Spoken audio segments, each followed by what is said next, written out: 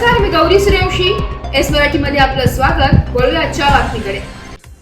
नाशिकच्या येवला परिसरातील हॉटेलमध्ये अवैधरित्या देहविक्री व्यवसाय करणाऱ्या परप्रांतीय महिलेला पोलिसांच्या विशेष पथकाने ताब्यात घेत अवैधरित्या देहविक्री व्यापार ठिकाणी छापा टाकलाय. पकडलेली महिला ही बांगलादेशी असल्याचं पोलीस सूत्रांनी सांगितलंय. भारतामध्ये बांगलादेशी घुसखोरांचा प्रश्न पुन्हा ऐरणीवर आला असून नाशिकच्या येवला शहरात पोलिसांना मिळालेल्या गुप्त माहितीच्या आधारे एक बांगलादेशी महिला येवला शहर व परिसरामध्ये आढळून आल्याने मोठी खळबळ माजली आहे.